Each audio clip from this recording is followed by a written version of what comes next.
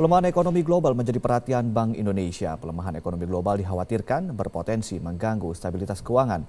Untuk menjadi panduan pelaku usaha, BI memberikan referensi dengan buku kajian sistem keuangan.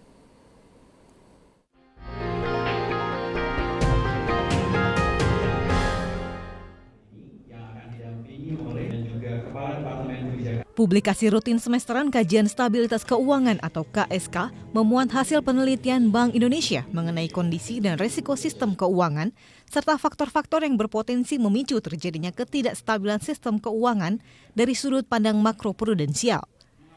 Pada edisi kali ini, buku KSK mengangkat tema menjaga stabilitas keuangan di tengah perlambatan pertumbuhan ekonomi. Menurut Gubernur Bank Indonesia, Agus Martowardoyo, setiap perkembangan yang ada di dalam sistem keuangan perlu dicermati, sehingga dapat diambil kebijakan untuk memastikan terpeliharanya stabilitas sistem keuangan. Hasilnya, jika dibandingkan negara lain, kondisi perbankan di Indonesia masih tergolong sehat.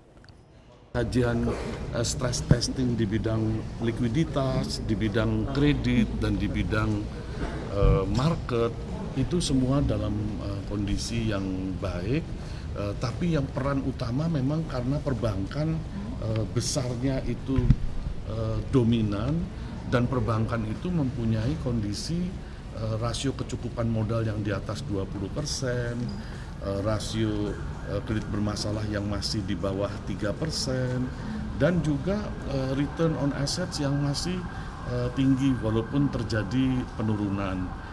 Jadi secara umum berdasarkan kajian kita seperti yang kita tampilkan hari ini, kita melihat kondisi yang masih baik.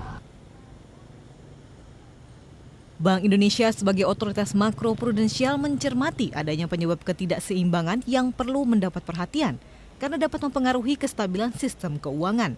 Salah satunya adalah kecenderungan penurunan penyaluran kredit saat perekonomian melambat, serta pertumbuhan kredit yang tidak didukung dengan pertumbuhan dana pihak ketiga yang memadai. Lembaga penjamin simpanan menyatakan sangat dibutuhkan peningkatan jumlah kredit untuk menggerakkan roda ekonomi Indonesia. LDR juga turun kan, ya, mengindikasikan bahwa funding bagi perbankan itu bukan isu utama. Ya, isu utamanya adalah bagaimana menggerakkan roda ekonomi, ya, sehingga dampaknya terhadap perbankan positif.